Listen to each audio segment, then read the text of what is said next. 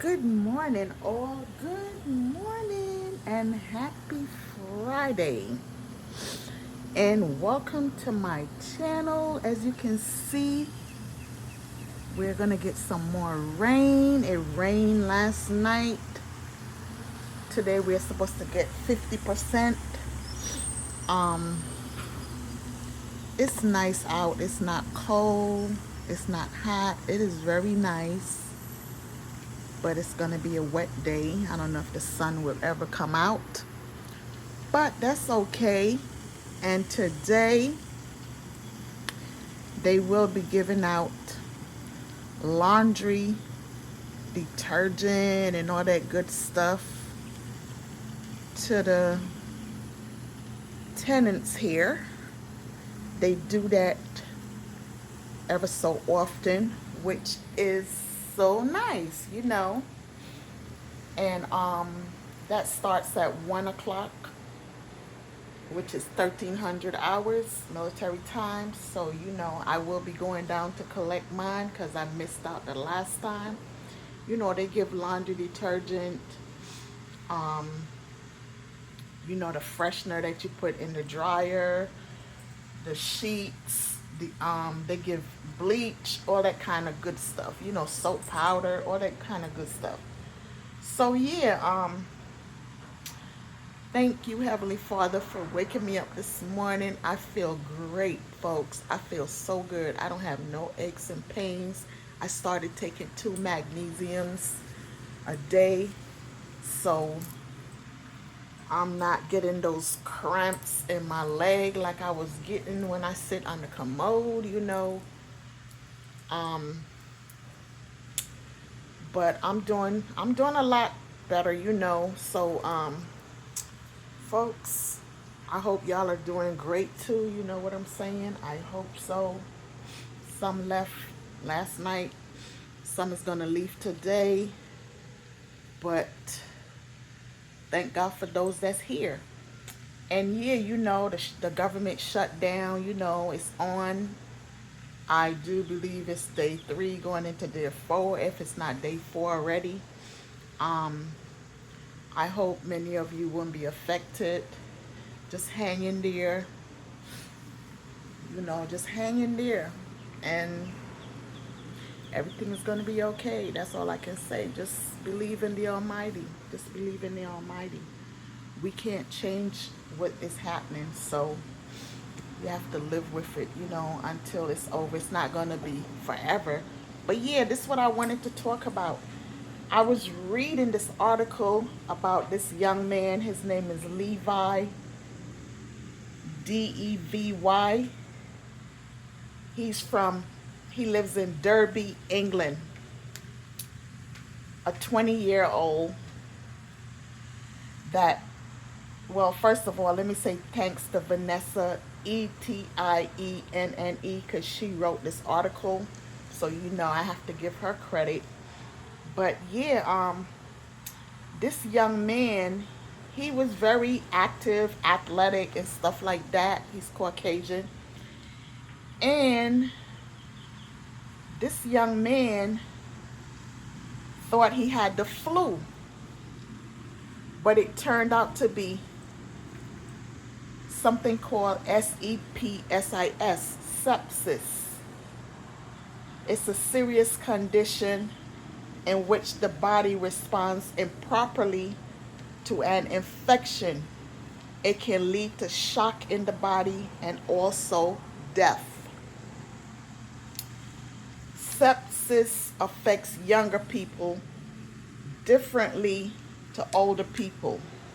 In an older person, it can be spotted early.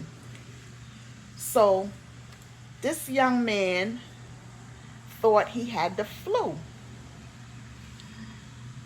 It turned out that his mom rushed him to the hospital because he was getting sick worse.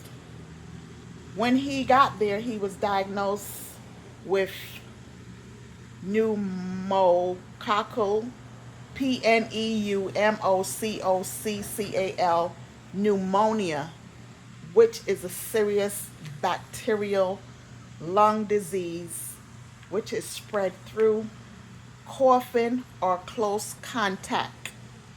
That means around people. You know what I'm saying? You can catch it from people, coughing and being in contact with human beings, people. He suffered multiple organ failure. His health continued to deteriorate. This young man ended up having his legs amputated. That's how bad it got.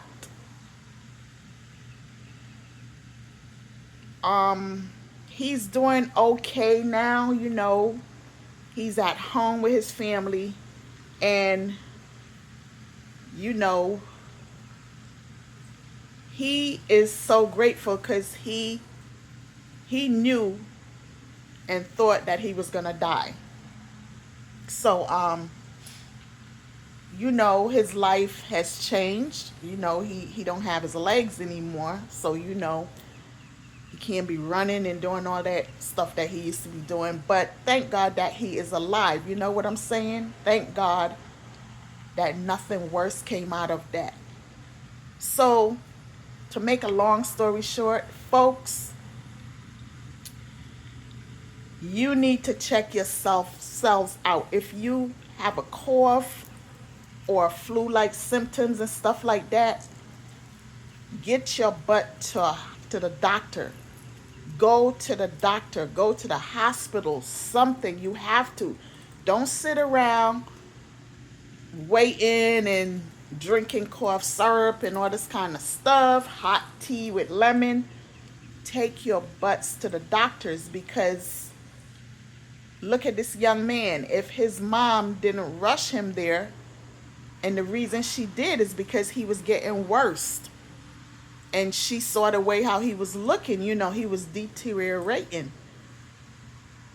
Don't wait till it get to that stage, close to death. Take your butt to the hospital. I know some doctors, you have to make an appointment to see the doctor, to go to their office. In situations like that, that's critical. Take your butt behind to the hospital. Go to emergency. It could and will save your life. This young man was very lucky. I am telling you, he was very lucky. And he's very grateful, him and his family. Kudos to you, Mr. Levi. I am so happy that you are alive and you're doing well. Sorry you had to lose your legs, but sometimes you have to lose something in order to live, to survive. So that's okay. Folks, I say this all the time. Do not play around with your health. Do not play around with your health.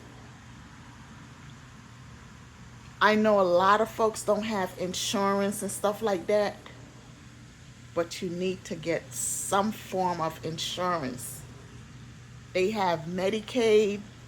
The government helps people with those kind of things. You know what I'm saying? You just have to go and apply. Don't sit around talking that mumbo jumbo stuff about, oh, I'm not going to the doctor. There's nothing wrong with me. I am okay. I don't need to see no doctor. Stop talking all of this mumbo jumbo crap. You do not know what is going on inside your body. And some people, well, lots of people, they feel pain and they refuse to go to the hospital or to the doctor to tell them that something is wrong with them. They don't feel well. Why are people so afraid? If you hang around, wait around, or whatever, and you don't do something about it, it's going to get worse and you're going to drop dead. Sorry to have to say it so blunt, but it's true. This ex-co-worker of mine, He he recently had surgery. He's finding out that he has cancer, prostate cancer. He's up there in age, in his 70s, late 70s, going into his 80s if he's not in his 80s already. This man, very nice man, he used to eat horribly. You hear me? He was a bit obese. Every time you see this man, he's always eating, eating. Then he smoked a lot. What else he did, I don't know. But that is not what causes prostate. Apparently, he wasn't checking himself out with his doctor often for it to get to the stage where it was. You know what I'm saying? But thank God he had the surgery. And now, in case people don't notice, if you were working over at Ground Zero, this is the 9/11 era. If anyone has cancer or comes down with cancer, whether it be now or in the future, you need to call and get in contact. If you live in New York or wherever, or if you were there and you're from another state, you need to get in contact with someone in New York City about the 9/11 era so you can apply to get compensation. You can get compensation, but you have to have some form of cancer. You can't just get it because you were there. You have to have some form of cancer. So this young man, I do believe he will get it because he was there. He worked over there from his job. He worked there. He was a peace officer. He wasn't a cop, but he worked at the college.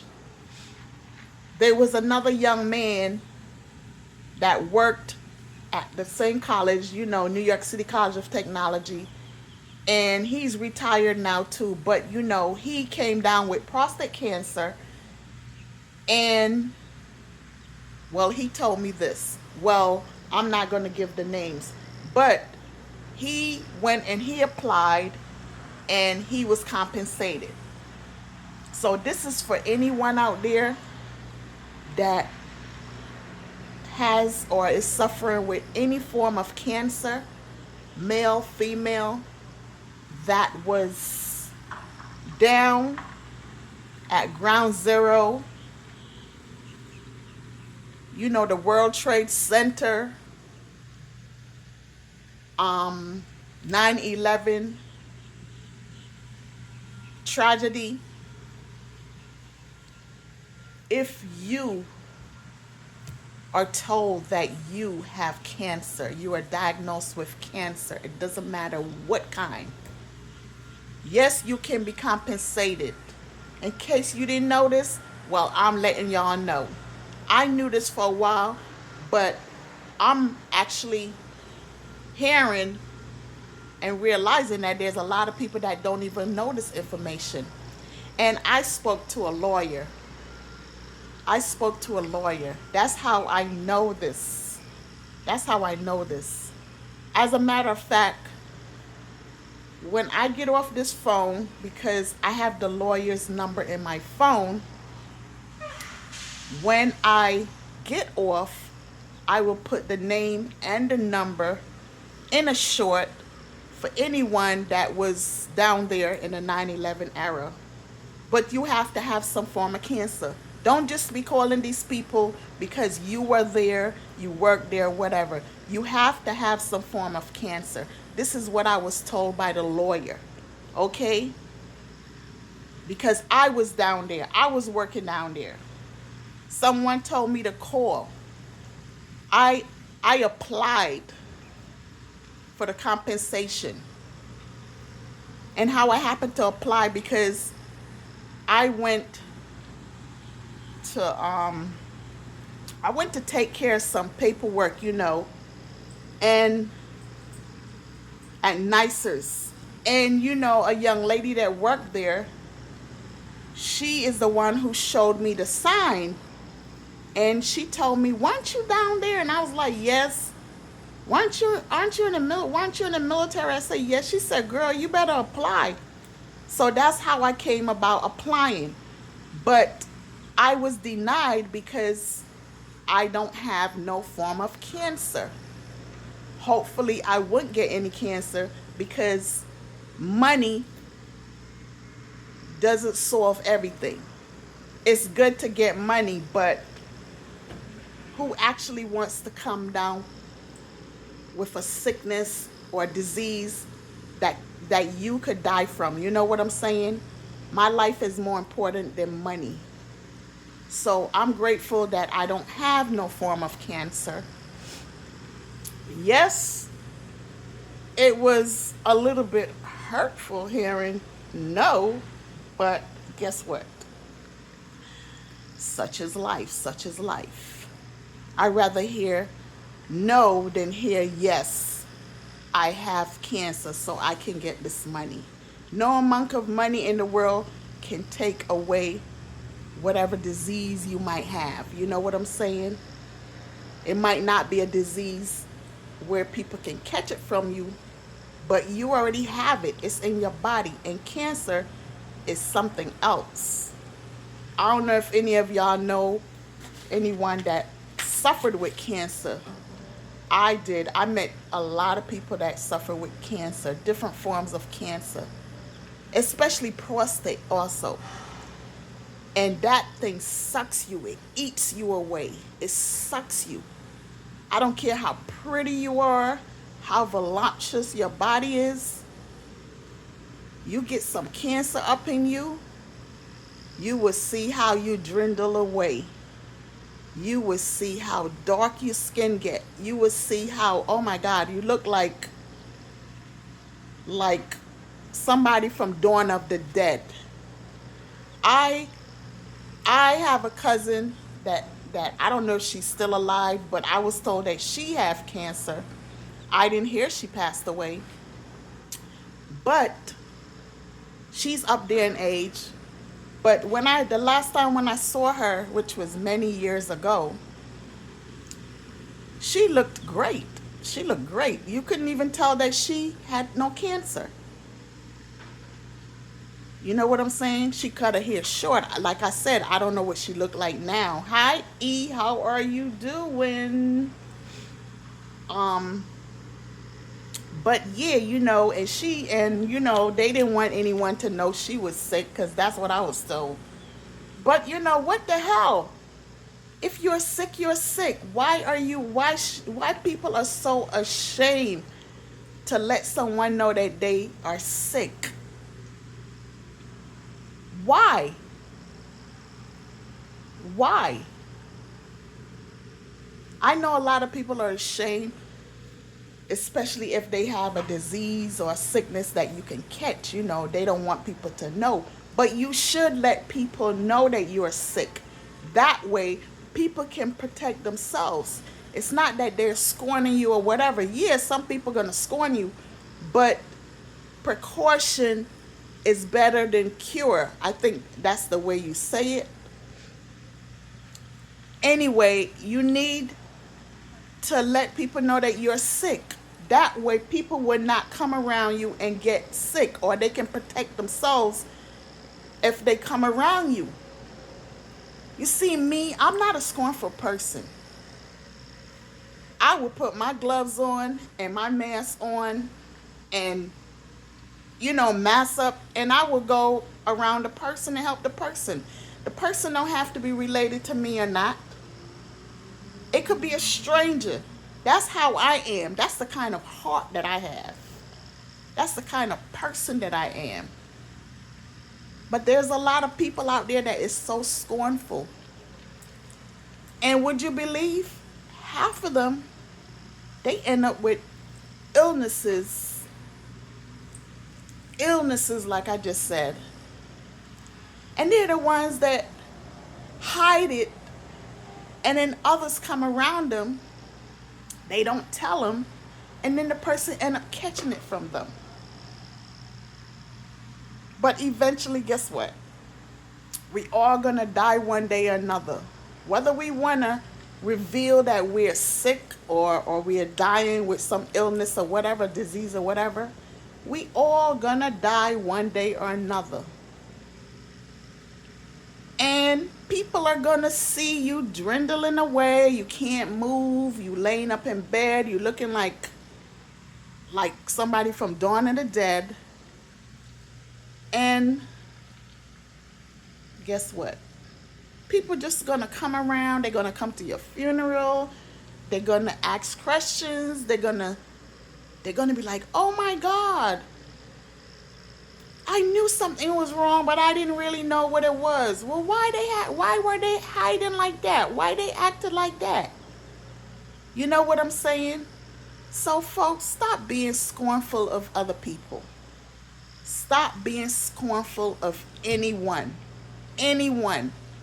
Even if you see a dog on the street, you know, the animal, a little dog on the street, and they have all their knots on them and all that, or they barely can walk, or they bleeding and stuff, call up the ASPCA so they can come out and get this animal off the street and help this animal. Don't just look and walk away and just go about your business. If you see someone on the street and they're in pain or whatever, call 911. Let them send out the ambulance and get this person some help. You know what I'm saying? Please, you have to reach out. Stop being so cold-hearted, not mindful, don't give a shit, put it like that. Because if it is you, or if it was you, you wouldn't want the other person to turn their back on you. You know what I'm saying? You wouldn't want the other person to leave you right there in the street, half dead. So stop being so freaking cold-hearted. Reach out. Reach out. Help. Or send help. Or get help. You just got to get your phone and dial 911. Hit the button 911. That's all you have to do. So that's all I have to say for today. Make sure y'all go out and check yourselves out. Believe you me, it could save your life. Peace.